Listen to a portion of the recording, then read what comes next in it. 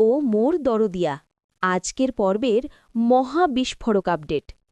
আজকের পর্বে আবেগ, কান্না, অপমান আর ভালোবাসার লড়াই সব মিলিয়ে একেবারে হৃদয় বিদারক অধ্যায় দেখা গেল ও মোর দরদিয়া ধারাবাহিকে।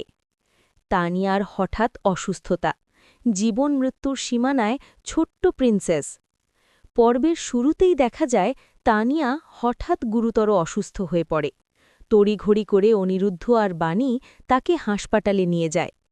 ডাক্তার চেক করে জানিয়ে দেন, আর দেরি করা যাবে না, অবিলম্বে সার্জারি করতে হবে, অবস্থা অত্যন্ত ক্রিটিক্যাল।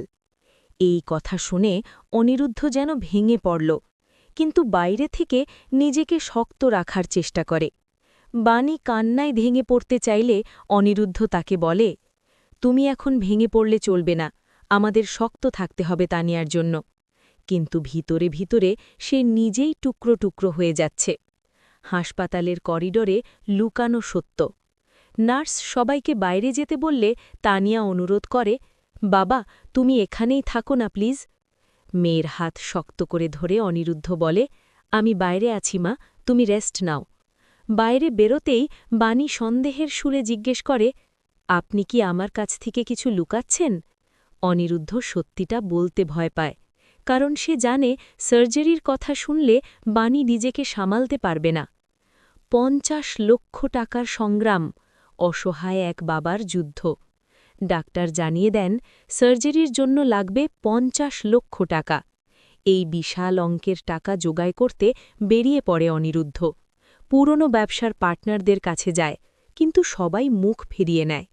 কেউ বলে, আপনি তো এখন আমাদের সঙ্গে কাজ করেন না, এত টাকা কিভাবে দেব? কেউ শর্ত দেয়, চ্যাটার্জি বা রায়ের কেউ গ্যারেন্টি দিলে তবেই। সোনার দোকানেও অপমানিত হয়ে ফিরে আসে সে। রাস্তার ধারে দাঁড়িয়ে অনিরুদ্ধ শুধু ভাবতে থাকে তানিয়া তাকে কত ভালোবাসে, বাবা বলে জড়িয়ে ধরে থাকে। কিন্তু আজ সেই বাবাই মেয়েকে বাঁচাতে পারছে না। মন্দিরে কান্না, ভেঙে পড়ল শক্ত মানুষটা। হতাশ হয়ে অনিরুদ্ধ ঢুকে পড়ে এক মন্দিরে। দেবতার সামনে দাঁড়িয়ে বলে, আজ পর্যন্ত আমি কিছু চাইনি, না চাইতেই সব পেয়েছি, কিন্তু আজ দুহাত পেতে শুধু আমার প্রিন্সেসকে চাই, ওকে সুস্থ করে দাও, ও যদি না বাঁচে আমিও বাঁচব না। এই দৃশ্য যেন দর্শকদের চোখে জল এনে দেয়। ঠিক তখনই সেখানে এসে পড়ে সাথী আর বাড়ির মামনি। মায়ের সামনে আর নিজেকে ধরে রাখতে পারে না অনিরুদ্ধ। মায়ের কোলে মাথা রেখে শিশুর মতো কেঁদে ওঠে, মা তানিয়া ভালো নেই। শুনে সবার পা যেন কেঁপে ওঠে। তানিয়ার ফোন, হৃদয় ভাঙা মুহূর্ত। হাসপাতাল থেকে ফোন, তানিয়া বলছে, বাবা আমাকে নিয়ে যাও, আমি এখানে থাকতে চাই না।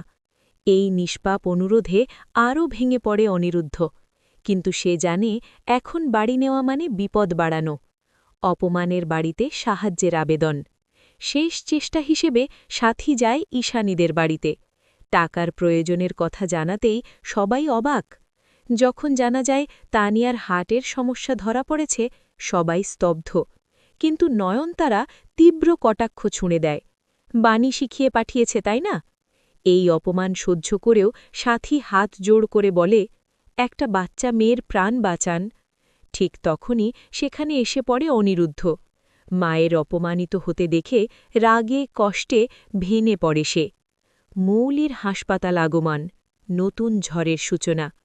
পর্বের শেষ দিকে দেখা যায় মৌলি হাসপাতালে গিয়ে বাণীকে বলে, শেষবারের মতো দেখতে এলাম তোমার মেয়েকে, কারণ ও তো এখন মৃত্যুপথযাত্রী। এই নির্মম কথায় স্তব্ধ হয়ে যায় বাণী। এবার কি সত্যিই তানিয়ার জীবন বিপন্ন, নাকি শেষ মুহূর্তে ঘটবে অলৌকিক কিছু? আগামী পর্বে যা হতে চলেছে, টাকার ব্যবস্থা কি হবে? সার্জারি সফল হবে তো? মৌলির আসল উদ্দেশ্য কি? পরিবার কি এক হবে, নাকি আরও ভাঙবে? আজকের পর্ব ছিল একেবারে আবেগে ভরা, চোখ ভেজানো এক অধ্যায়। আপনাদের কেমন লাগলো আজকের এপিসোড? কমেন্টে জানাতে ভুলবেন না।